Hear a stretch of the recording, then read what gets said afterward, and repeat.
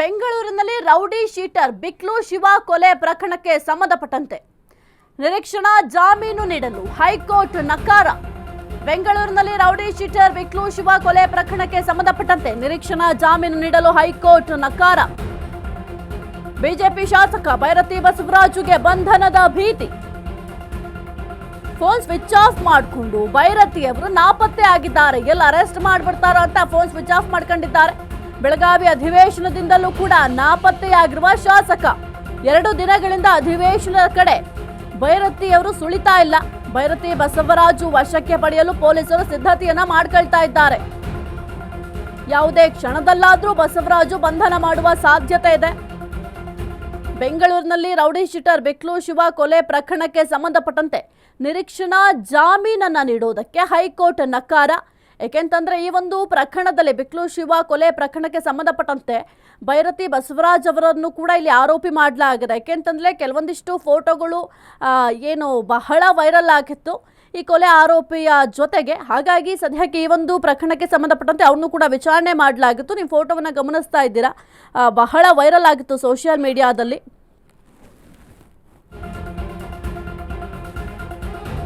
ನಿರೀಕ್ಷಣಾ ಜಾಮೀನು ರದ್ದು ಬಳಿಕ ಸಿಐಡಿ ಫುಲ್ ಅಲರ್ಟ್ ಆಗಿದೆ. ಸಿಐಡಿ ಅಧಿಕಾರಿಗಳಿಂದ ಭೈರತಿ ಬಸವರಾಜ್ ಮೇಲೆ ನಿಗಾ ಇರಿಸಲಾಗಿದೆ.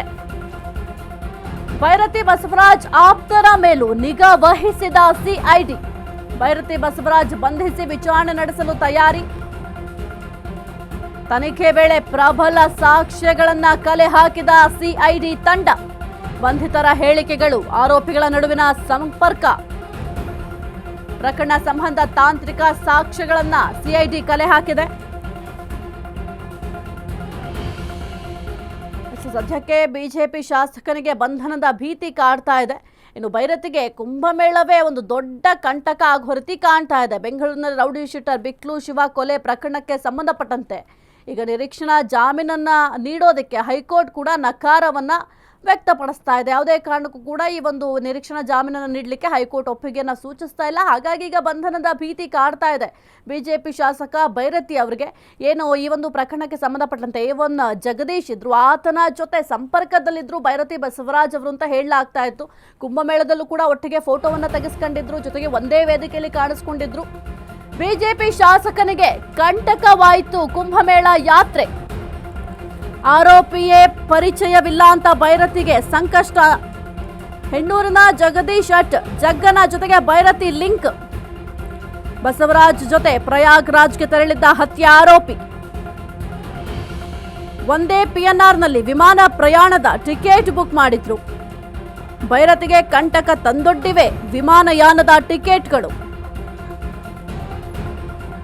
ಶಾಸಕರಿಗೆ ಟಿಕೆಟ್ ಬುಕ್ ಮಾಡಿದ್ದೇ ಹತ್ಯೆ ಆರೋಪಿ ಜಗ್ಗ. ಶಾಸಕರ ಬರ್ತ್ಡೇ ಪಾರ್ಟಿಗೆ ಸಿದ್ಧತೆ ಮಾಡ್ತಿದ್ದ ಜಗದೀಶ್.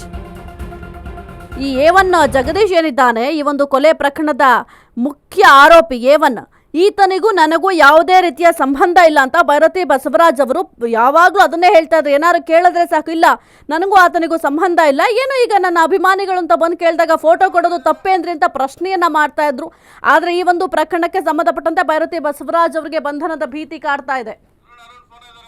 ಈ ಕುರಿತು ಹೆಚ್ಚಿನ ಮಾಹಿತಿ ನೀಡ್ತಾರೆ ನಮ್ಮ ಪ್ರತಿನಿಧಿ ಅರುಣ್. ಸದ್ಯಕ್ಕೆ ಬಿಜೆಪಿ ಶಾಸಕ ಭೈರತಿ ಬಸವರಾಜ್ ಅವರಿಗೆ ಎಲ್ಲಿ ನನ್ನನ್ನು ಅರೆಸ್ಟ್ ಮಾಡ್ತಾರೋ ಅಂತ ಬಹಳ ಭಯದಲ್ಲಿದ್ದಾರೆ. ಜೊತೆಗೆ ಫೋನ್ ಕೂಡ ಸ್ವಿಚ್ ಆಫ್ ಮಾಡ್ಕೊಂಡಿದ್ದಾರೆ. ಸದನಕ್ಕೂ ಕೂಡ 2 ದಿನದಿಂದ ಹೋಗಿರಲಿಲ್ಲ.